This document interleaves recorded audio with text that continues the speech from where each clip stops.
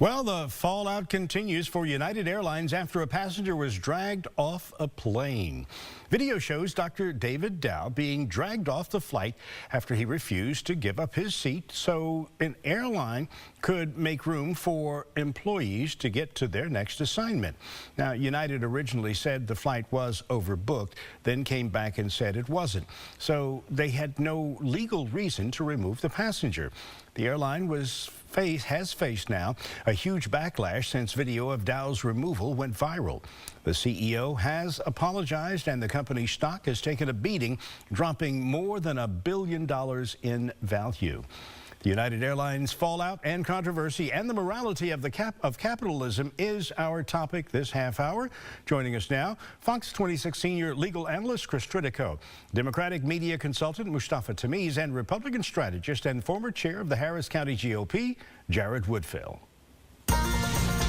Well, good morning. And this is the craziest story I've ever seen. So let's just talk a little bit about the law for a minute. The FAA gives airlines the right to bump passengers if there's an overbooking situation, which makes no sense to me. I paid, I'm here, I've got a seat, but you overbooked, so you're going to give my seat to somebody else who paid.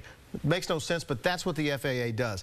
In this situation, United was going to give this Dr. Dow's seat to a crew member who they wanted to ferry to the next area so that they could work. That is not an overbooking situation. It's not what the FAA approved.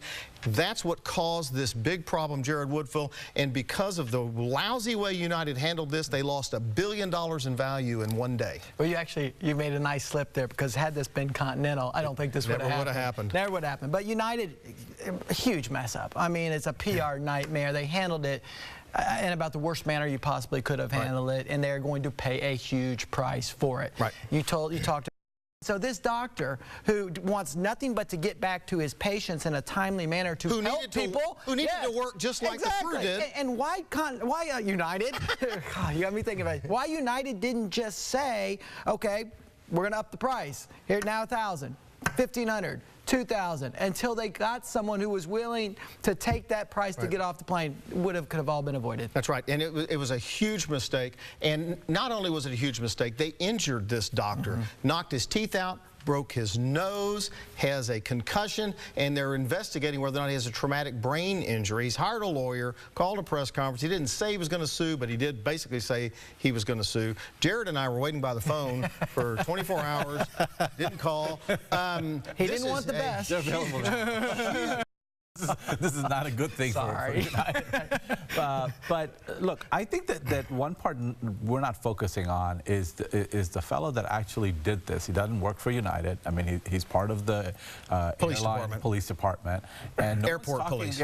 Nobody's talking to them, and nobody's kind of criticizing them, because in essence, when they asked that person to come on the plane, which you would debate whether the right thing or not, they didn't expect him to go do that, right? I mean, nobody in United would have expected him to do that, and I think that just more scrutiny needs to be there than anything else. No, wait a minute. You don't get out of it because you call the police and say, "Listen, I want you to remove this guy from the plane." You don't get out of it because the police overreacted. Right, because the police was effectively their agent at that point in time. They said they chose to ask HPD to come on board the plane to act on their behalf, and so they're going to be held accountable for how that officer acted. And it doesn't mean the police department's not going to be a part of the lawsuit too. That's right. But United is clearly going to be the one that's going to pay. There had to have been a better way to either get this gentleman off or to have someone else be persuaded to get off instead. Who would have guessed a Republican would say a better way? And supporting the litigation. The FAA is going to have to change this policy, this overbooking policy. And you've seen other airlines now. Delta, I believe, announced Friday or Thursday or Friday that and other airlines are changing their policy. Delta is now offering up to $10,000, just under $10,000 a supervisor can give if they're going to bump you off a flight that's overbooked. Yeah, the entire airline business is based on that premise that you sell more seats than you have available. Because if you try to sell just the seats that you have available, then costs would go up for everybody. Because there's always some people that miss the flight, and having been in business for such a long time, they have an understanding of what that number should be. So in essence, there's a lot of people that are talking about, like, we should change this law and we should only get them to book the number of seats that they have.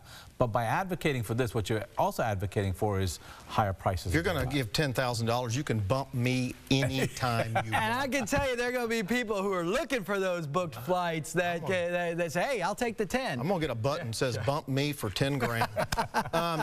There's a lot of people, and Troy McKinney, a good friend of mine, posted on my Facebook page, said that an airline can bump somebody off a plane and ask them to get off the plane anytime they want. I disagree with Troy's a great lawyer, a good friend of mine. I disagree with him.